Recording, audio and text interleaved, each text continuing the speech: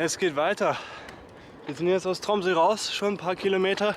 Jetzt fahren wir die letzte große Etappe sozusagen. 550 Kilometer bis zum Nordkap. Eingeplant dafür 5,5 Tage.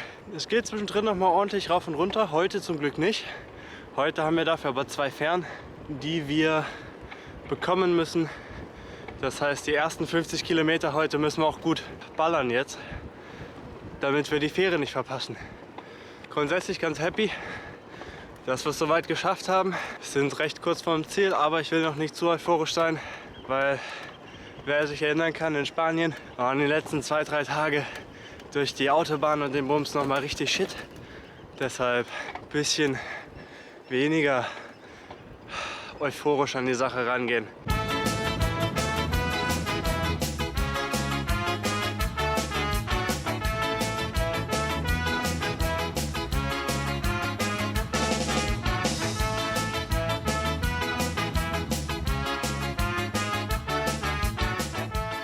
Fähre ist geschafft. Ziemlich geil, auch 50 Kilometer in ziemlich genau 2,5 Stunden. Das ist eine ziemlich gute Zeit. Aber es ist auch kalt jetzt. Es ist kalt.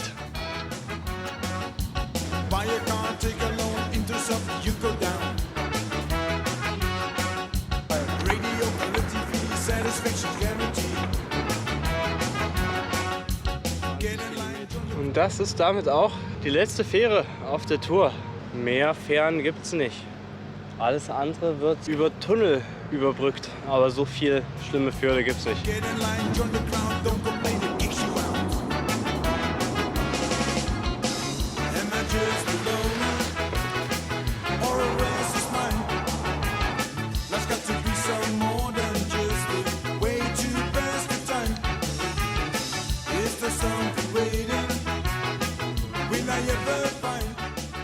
Guten Morgen. Das Wetter ist sehr geil. Es sollen bis zu 26 Grad werden. Das wird nice, deutlich angenehmer als gestern. Das hier ist der erste Tunnel und der ist gesperrt.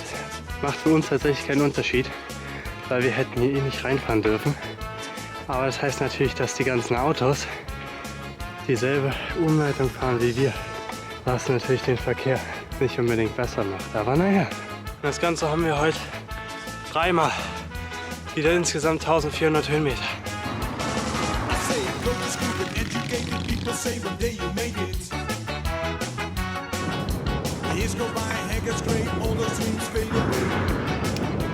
Es geht ja einfach immer weiter bergauf. Der zieht sich irgendwie. Aber ich sehe da hinten schon, es sieht aus, als wäre der Sattel. Aber das heißt, jetzt kommt der Gegenwind über den Berg rüber.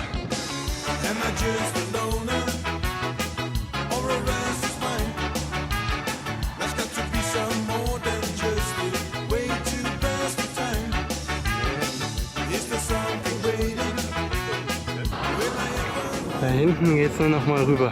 Schöner Aufstieg. Ich weiß nicht, was das ist, aber heute schlauchen die Aufstiege irgendwie anders. Es ist auch einfach heiß heute. Also wir sind hier deutlich über dem Polarkreis und es sind auf jeden Fall über 25 Grad. Und wenn die Luft einfach steht und kein Wind ist, naja, da weiß man hat was gemacht.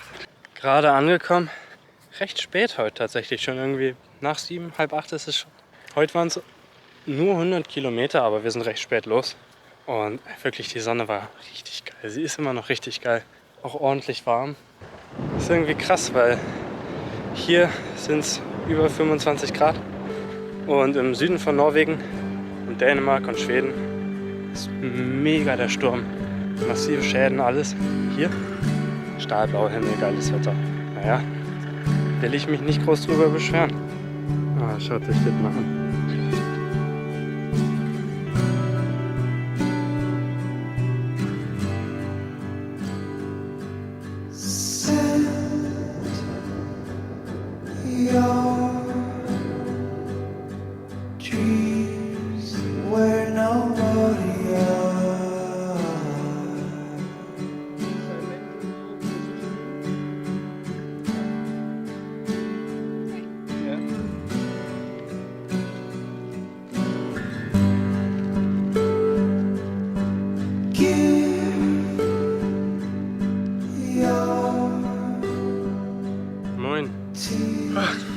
Es ist irgendwie sehr warm heute.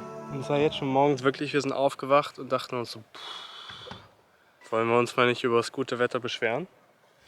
Heute geht's wieder 100 Kilometer. Kein direkter Pass, aber viele, viele Hügel. Gerade eben haben wir die Grenze überschritten von Troms zur Finnmark.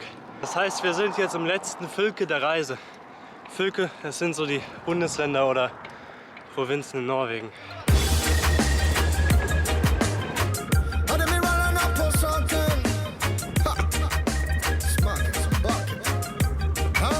Erschreckt euch nicht. Ihr erschreckt euch nicht. Ja.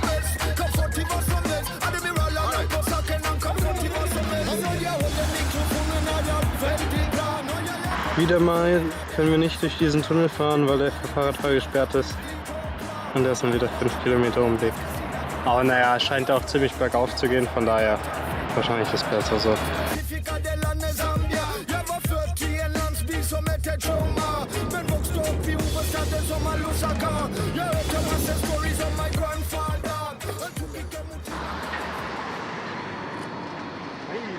Die hat aber echt Bewegung drin.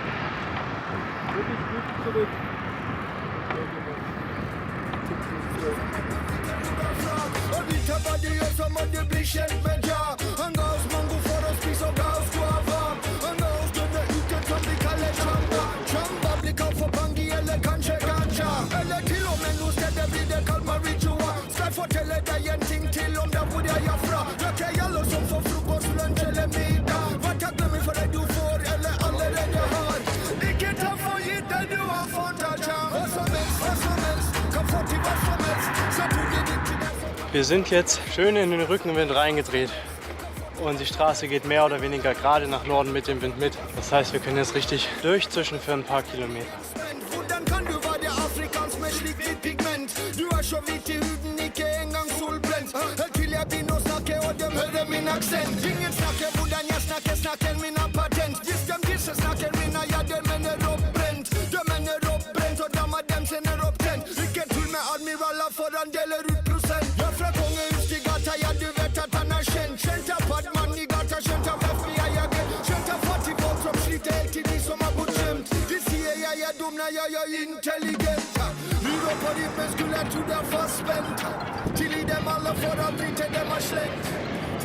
Das war heute ein ganz schöner Klopper.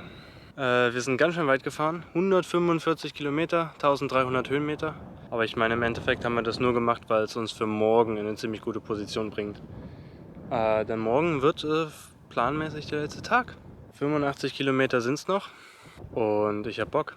Heute war ziemlich geil. Die Natur und die Landschaft ist der Wahnsinn, wirklich. Wir haben auch mega viele Rentiere gesehen. Leider ist meine Kamera dann alle gegangen. Ich weiß nicht, alle 10 Minuten sieht man Rentiere, das ist der Wahnsinn. Ja. Und morgen soll es ans Nordkap gehen. Ich freue mich schon, wird geil. Bis morgen früh, komm. So, neuer Tag, alles ist bereit.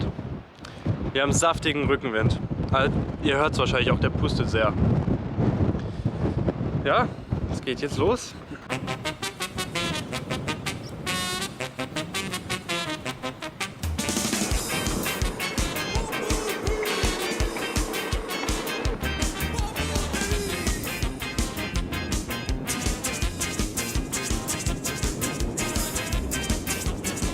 Wir stehen jetzt hier vor dem Endboss-Tunnel.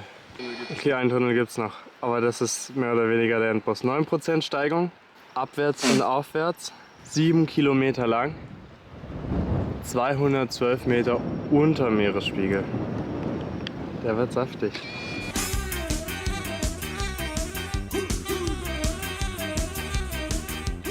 Das ist wirklich nicht angenehm hier drin. Es ist unfassbar laut, sehr stickig. bergauf und arschkalt ist es auch noch.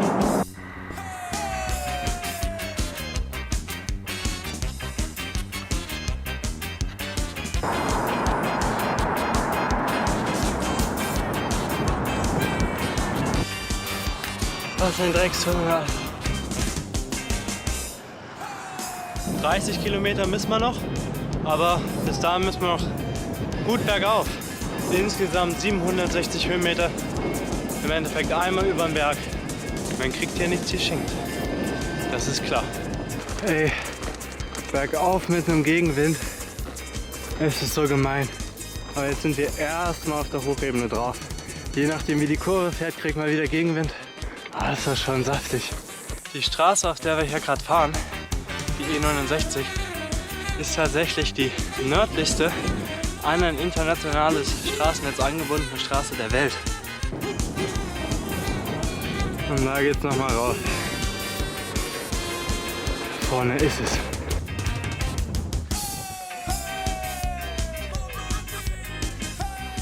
Hier ist der Globus, hier ist der offizielle Fotopunkt, wo sich hier alle tummeln, die hier schön mit dem Kreuzfahrtschiff hergefahren sind. Aber der wahre nördlichste Punkt ist diese Insel, oder diese Halbinsel.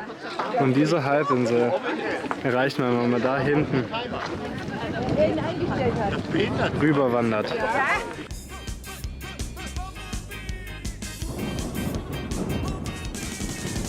Wir waren jetzt zwar am Nordkap, was der Fotopunkt ist, mehr oder weniger. Aber jetzt fahren wir ein Stückchen zurück und biegen dann ein auf einen Wanderweg, um wirklich zum geografischen nördlichsten Punkt Europas zu kommen. Wir schauen mal, wie weit wir da mit den Fahrrädern kommen und schlagen da an einem schönen Punkt unser Zelt auf und wandern wirklich bis zur Spitze.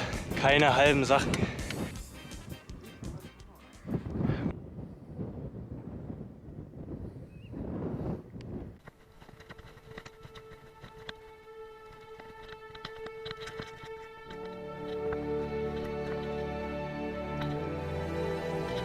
Also ich sage euch ganz ehrlich, das ist ein Terrain, da will man sein Fahrrad eigentlich nicht durchschieben.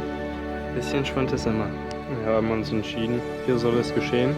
Sieht jetzt noch nicht so nach einem guten Spot aus, wird auf jeden Fall auch eine wilde Nacht. Aber in Anbetracht der Tatsache, dass es sehr windig wird und jede andere Fläche, die halbwegs flach ist, da sieht man das Wollgras, das heißt, da ist sumpfig. Das Zelt steht, dann gibt es noch eine kleine Wandertour. Wir haben jetzt was gegessen und sind jetzt losgelaufen. Und Rentiere sind ja auch entspannt am Chillen.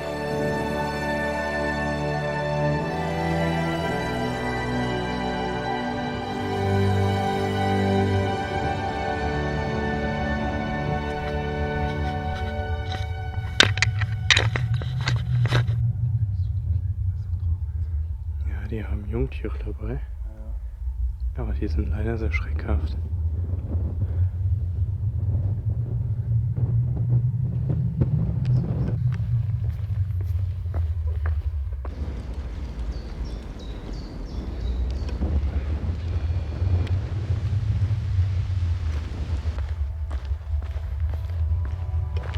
Hier ist die Grenze zu Norwegen.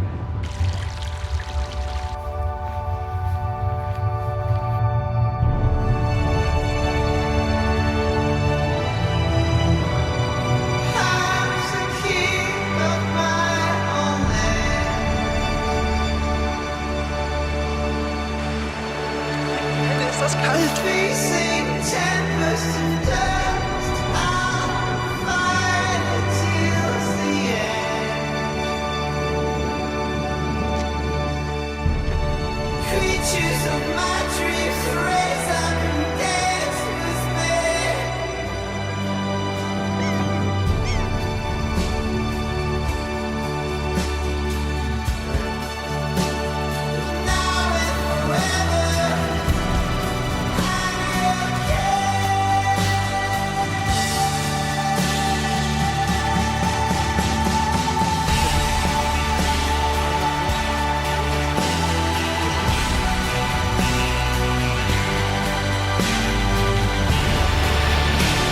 Hier hört Europa wirklich auf.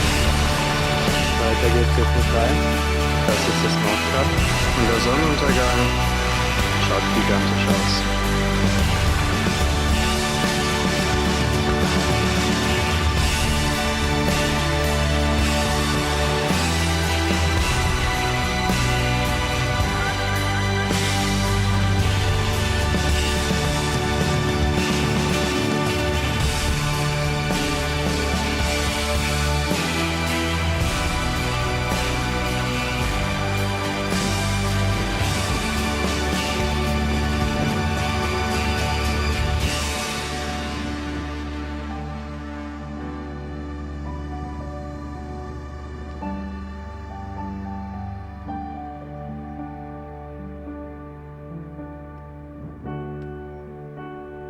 laufen Schneehühner.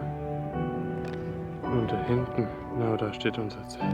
Wir haben das Zelt erreicht. Es ist 1:03 Uhr nachts. Oh, ich sag mal so, nach 85 Kilometern Rad und jetzt nochmal der ordentlichen Wanderung bin ich gut fertig. Jetzt direkt ins Bett. Bis morgen.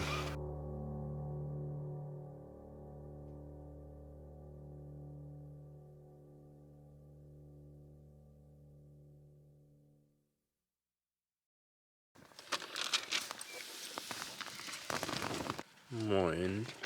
Ich habe überraschend gut geschlafen. Aber auch nicht gut. Naja. Heutiges Frühstück im Zelteingang, weil es der windgeschützteste Ort ist. Und wir haben hier wunderschön Brot und Käse und sogar Schokimilch und Kaffee. Das ist ja geil. Ja, wir wollen jetzt eigentlich schnell frühstücken und einpacken, weil es ist Regen angesagt. Zelt ist abgebaut, Fahrräder sind bepackt. Und jetzt geht es durch die Landschaft noch ein bisschen geschoben, halb gefahren, bis es wieder zur Straße geht.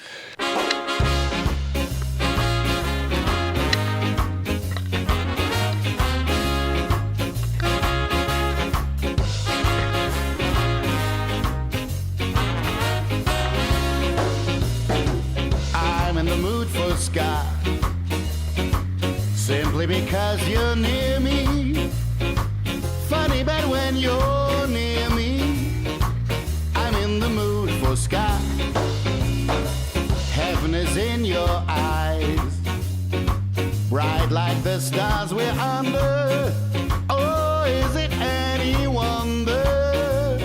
Ja, We're in the mood for ska. wir sind angekommen am Nordkap. Und ich dachte, ich mache wieder so wie ein bisschen beim letzten Mal. Kleines Fazit, 6 Wochen am Stück. Ja, 4,5 Pausetage. Einer in Kopenhagen, einer zwangsläufig in Engeholm wegen des Knies. Trondheim, Bodø, auch wieder so ein halber, weil wir die Fähre genommen haben. Und dann Tromsø. Es war auf jeden Fall wieder eine Megatour. Grundsätzlich muss ich sagen, bin ich natürlich sehr froh, dass wir es geschafft haben. Es war wirklich sehr schön. Tiere, die wir gesehen haben. Leider nicht viele auf der Kamera erwischt, weil sie nur kurz da waren und dann haben sie sich wieder versteckt oder sind von der Straße gesprungen. Also die Natur wirklich so beeindruckend. Die Fjorde und Wälder wirklich toll. Und das überwiegende Gefühl ist aber, denke ich, dann doch Dankbarkeit. Denn ich weiß das sehr zu schätzen, dieses Privileg zu haben, dass wir ja einerseits terminlich, aber auch finanziell die Möglichkeit haben, solche Touren zu machen. Ich denke, das ist nicht selbstverständlich und darum bin ich auch wirklich sehr dankbar, dass ich die Möglichkeit habe, sowas zu erleben und sowas durchzuführen. Ich finde, das muss man auch einfach zu schätzen wissen. Auf jeden Fall muss ich Danke sagen. Einerseits an meinen Vater, der sich sehr viel Zeit genommen hat, um das mit mir mitzufahren. Auch an meine Mutter, die uns, sage ich mal, hinter den Kulissen mit gut unterstützt hat. Von der Vorbereitung vor allem immer für uns mitgefiebert und gehofft. Und natürlich an all die Menschen, die uns beglückwünscht haben, beziehungsweise uns, während wir noch auf dem Weg waren, alles Gute gewünscht haben und uns immer die Daumen gedrückt haben. Ich denke, das ist auf jeden Fall wert, da nochmal Dank zu sagen. Ja, aber ich denke, so eine Art Grundstimmung, die rüberkommt, ist natürlich Erleichterung. Man ist stolz auf sich, dass man es geschafft hat. Ich bin persönlich auf mich auch schon stolz, weil ich habe jetzt innerhalb einer Zeitspanne von 2 Jahren Europa durchquert. Auf der Strecke Süd-Nord. Und das sind schon ein bisschen über 7000 Kilometer und da bin ich schon stolz drauf. Ja, und ich muss sagen, man muss es auch sehr bewusst zu schätzen wissen, dass man in diesem Kontinent auf diese Art und Weise auch reisen kann. Das alles mit minimalster bis hin zu gar keiner Grenzkontrolle, ohne Schwierigkeiten Ländergrenzen zu überschreiten. Und ich finde, wir sollten auch alle ein bisschen daran arbeiten, dass wir uns das erhalten.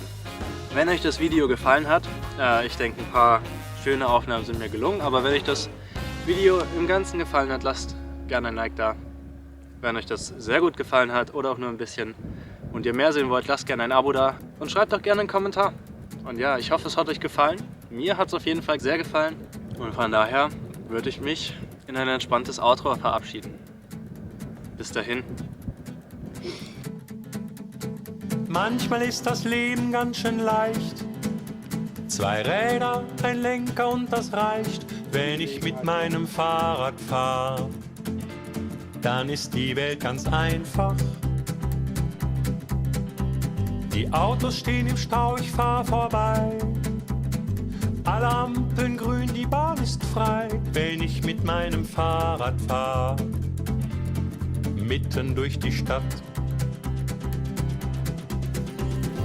Fahrrad fahren, wenn ich mit meinem Fahrrad fahr. Ich trete in die Pedale und brauch keine Motoren. Fahrradfahren, nichts ist so schön wie Fahrradfahren. Für mich das Ideale, der Wind weht um die Ohren. Manchmal läuft im Leben alles glatt. Vorausgesetzt, dass man ein Fahrrad hat, dann fliegen die Gedanken.